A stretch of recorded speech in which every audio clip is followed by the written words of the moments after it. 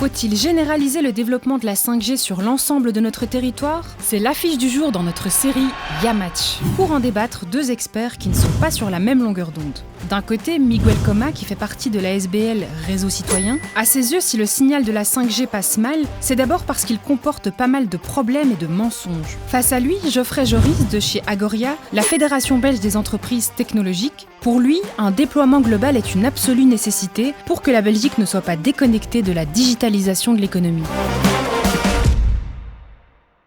La première chose à savoir lorsque l'on parle du déploiement d'un réseau 5G sur le territoire wallon ou le territoire de la Belgique, c'est que c'est évidemment une politique d'infrastructure et d'équipement du territoire et que par définition ça s'inscrit dans le temps et va imposer des phases successives de déploiement. Par contre, l'objectif final est toujours bien d'avoir un réseau uniforme sur l'ensemble du territoire, à la fois pour garantir la continuité de service et la qualité du réseau télécom sur l'ensemble du territoire. Alors, au-delà de cette réalité d'implémentation, il y a aussi des réalités ou des contraintes qui sont premièrement technologiques, c'est-à-dire qu'aujourd'hui toute une série d'applications liées à la 5G imposent d'avoir un réseau qui s'étend, qui couvre l'ensemble du territoire. C'est notamment le cas lorsqu'on parle d'applications en matière de mobilité intelligente, que ce soit de voitures autonomes, de bateaux autonomes ou de livraison par drone de manière intelligente et autonome. Il est assez intuitif de comprendre que l'on ne peut pas organiser, lancer sur le réseau autoroutier une voiture autonome sans une couverture totale du réseau, à la fois pour des raisons donc techniques, mais aussi pour des raisons de sécurité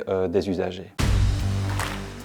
Le débat sur la 5G est l'opportunité de réfléchir à notre modèle de société techno-industrielle et à ses conséquences. La 5G permettra de connecter un nombre bien supérieur de caméras de surveillance, ce qui risque de nous mener à des dérives. Et donc, comme en Chine, les citoyens pourraient être suivis lors de leur déplacement et se voir attribuer des points concernant leur comportement. La 5G pose des problèmes de sécurité et d'exploitation des données personnelles, notamment par les équipementiers télécoms chinois, et engendre des tensions géopolitiques. Elle aggraverait la surexploitation de ressources rares pour produire nos smartphones et objets connectés. Les pollutions à proximité des sites d'extraction et des décharges électroniques, affectant la santé des populations. Elle doit aussi nous rappeler la réalité du travail des enfants, ou des millions de morts liés aux conflits armés autour des milles de coltan en RDC. Plus près de chez nous, on peut penser aux addictions technologiques, aux droits des personnes électro-hypersensibles et bien sûr à la crise climatique.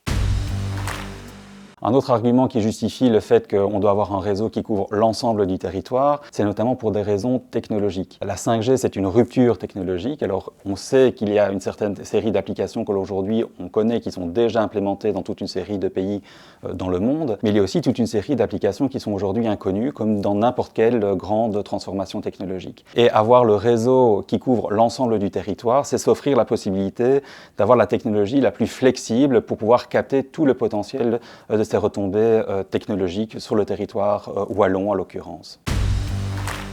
80% de l'énergie consommée par un smartphone l'est durant sa fabrication, avant même sa première mise en marche. Or, le déploiement de la 5G au niveau global implique la production de dizaines de milliards de smartphones et de dizaines de millions d'antennes relais, sans compter leurs batteries, équivalent à des millions de véhicules électriques. Malgré une meilleure efficacité énergétique, le déploiement global de la 5G va amener à une explosion du trafic de données mobiles. Les opérateurs s'attendent à un effet rebond qui va doubler, voire tripler leur facture électrique. Cette augmentation correspond à des dizaines de réacteurs nucléaires ou à des milliers d'éoliennes pour alimenter les réseaux 5G, mais aussi les centres de données. En conséquence, faire fonctionner la 5G pourrait mener à des émissions de gaz à effet de serre comparables au secteur de l'aviation avant Covid. Et en fin de vie, nos smartphones représentent déjà chaque année l'équivalent de 47 tours Eiffel et sont très peu recyclés.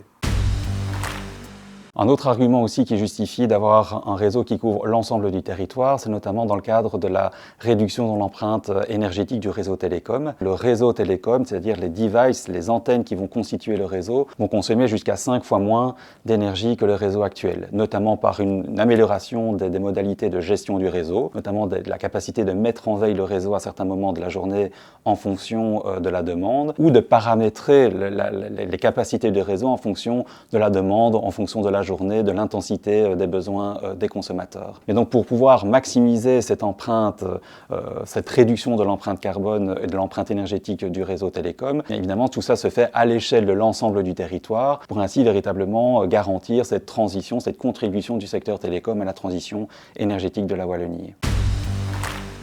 Des milliers d'études scientifiques démontrent des effets biologiques nocifs liés à l'exposition aux ondes des technologies sans fil. Déjà à des niveaux 1 million de fois inférieurs aux limites dites de sécurité, qui ne tiennent compte que des effets thermiques liés à l'échauffement des tissus vivants. Ces limites sont définies par un organisme privé, accusé de conflit d'intérêts et d'incompétence. Et des tribunaux ont confirmé leur inefficacité. Leur refonte complète est demandée par des milliers de médecins et scientifiques, mais également par des organismes officiels tels le Parlement européen et le Conseil de l'Europe. Les ondes sont classifiées comme cancérogènes possibles, mais des études récentes devraient revoir leur classification à la hausse. Des liens sont aussi établis avec d'autres troubles et maladies parfois graves et irrémédiables, ou à des dommages génétiques. Contrairement au tabac ou à l'amiante, il est impossible de se soustraire aux ondes. Or, la 5G vient s'ajouter aux générations précédentes, avec des caractéristiques très différentes et sans aucune évaluation sanitaire. Avec des risques sanitaires si peu maîtrisés,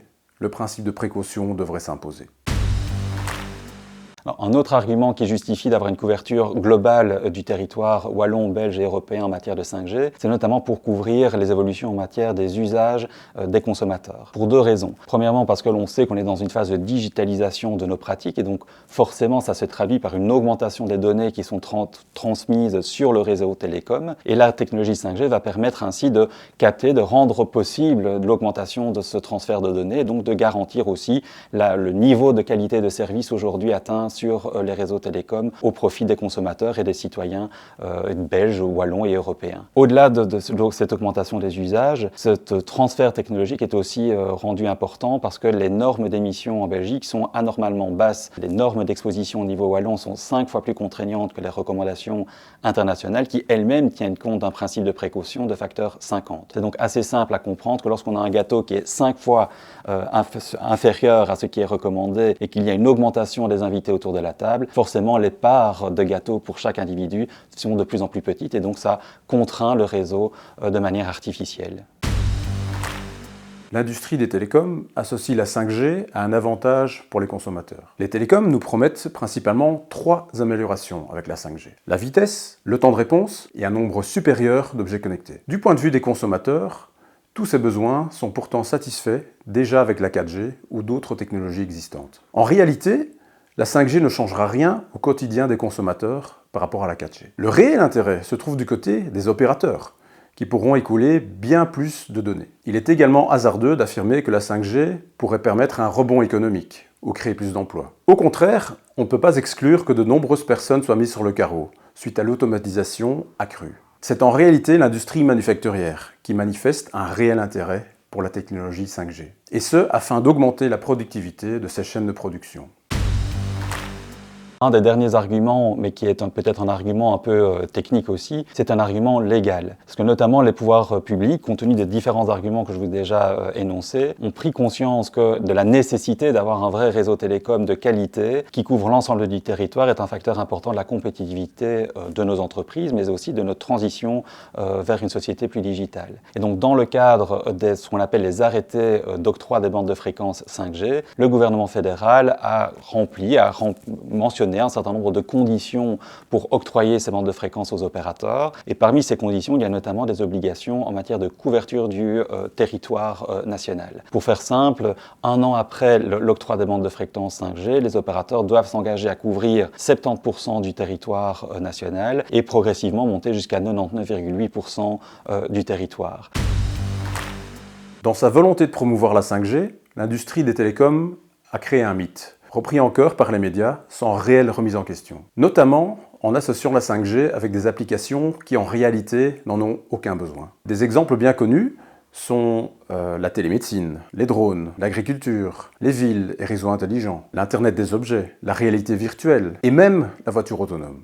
Toutes ces applications pourraient fonctionner sans réseau 5G public. D'autres technologies permettraient de réduire la consommation énergétique et les gaz à effet de serre. Et la saturation des réseaux 4G pourrait même être évitée sans réseau 5G. Quant aux besoins de l'industrie, ils peuvent être satisfaits grâce à des réseaux 5G privés, localisés, sans besoin de déploiement de la 5G à l'échelle de régions entières. Des alternatives appropriées existent selon les usages, que ce soit la fibre optique, le câble, le Wi-Fi, la 4G ou d'autres technologies liées à l'Internet des objets.